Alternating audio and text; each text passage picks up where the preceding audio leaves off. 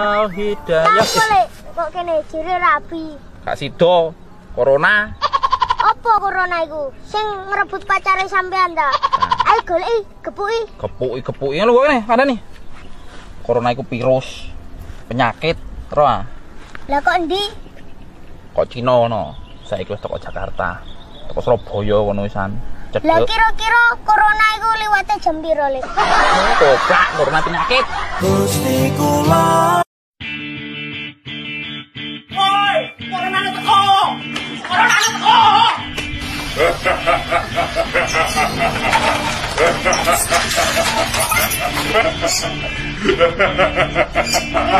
Kamu gak pakai masker. Kamu gak pakai masker. Woi, tolong ini.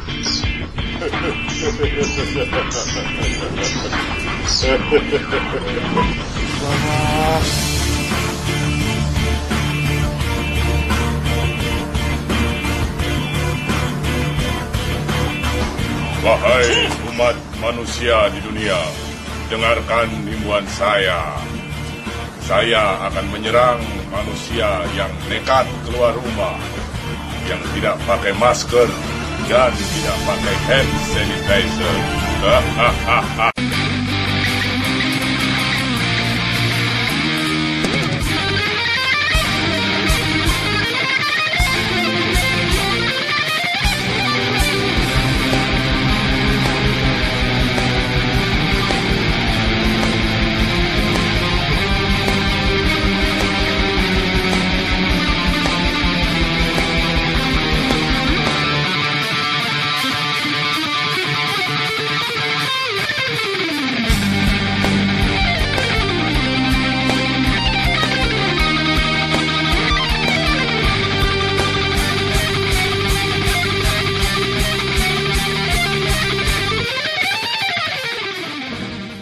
Ditutup, arah Jakarta sudah ditutup, kita putar balik ya, semua sudah tutup.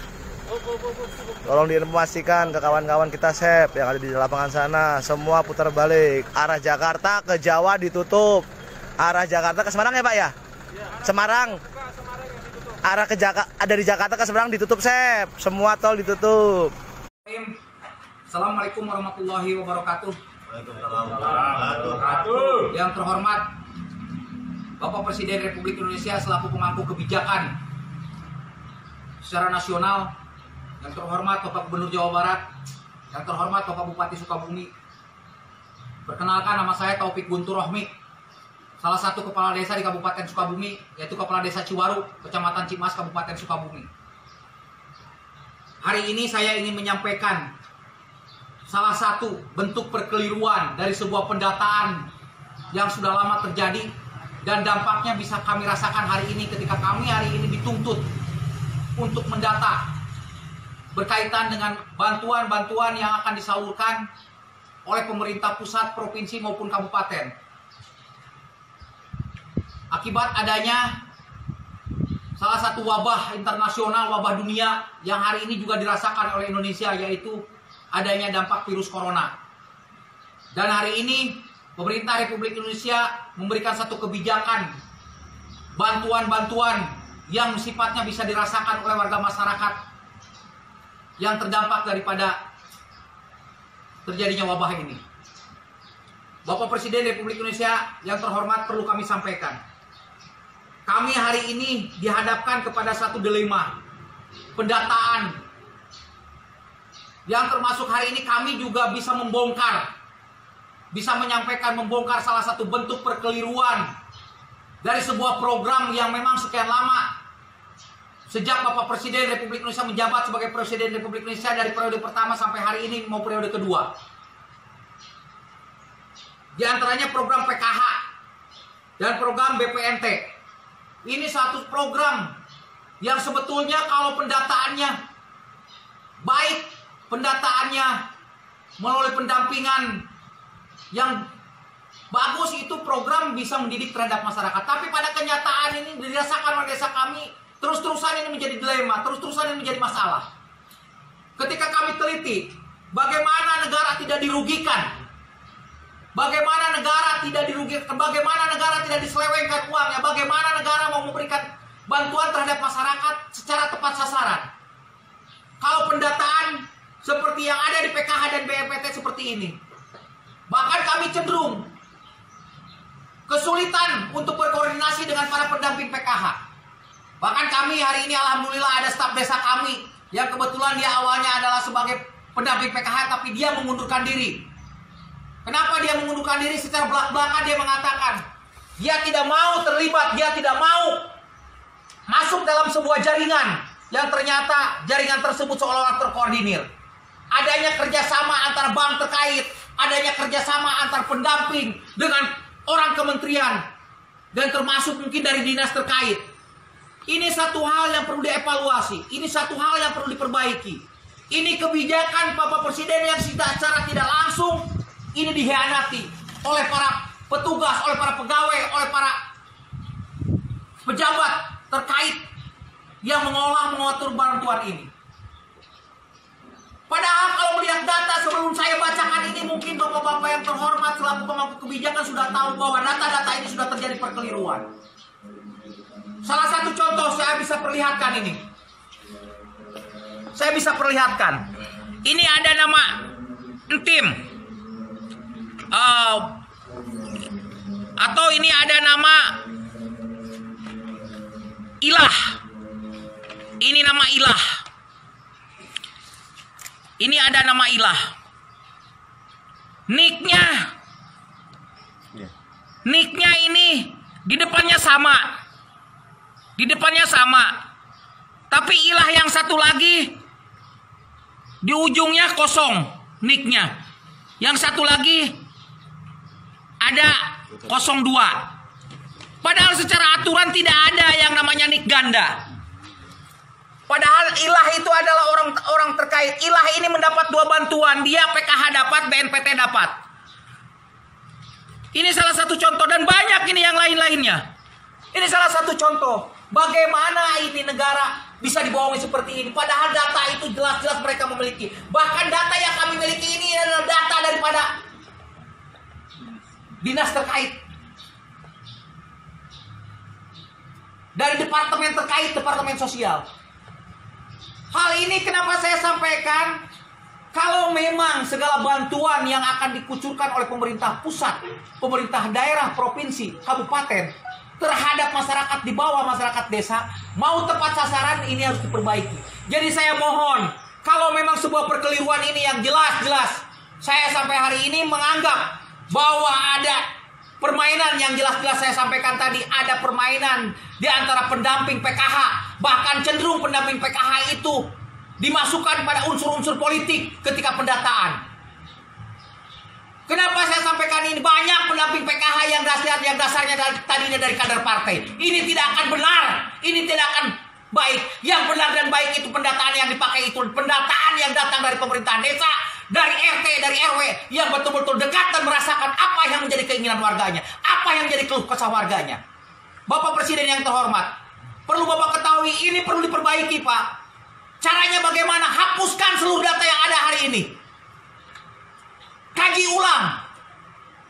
Pakai data, terima data, gunakan data yang berbasis data tersebut. Hasil pendataan pemerintah desa dengan RT, dengan RW. Kalau itu mau dipakai. Dan insya Allah ketika itu bisa dipakai, bisa dijalankan. Bantuan apapun yang Bapak programkan kaitan untuk masyarakat kecil yang ada di bawah. Masyarakat Indonesia akan tepat sasaran, Pak. Mohon maaf, Pak. Kami warga masyarakat Geopark Ciletuh, Kabupaten Sukabumi, sangat berharap Bapak bisa menyikapi apa yang saya sampaikan hari ini. Apa yang saya bacakan hari ini.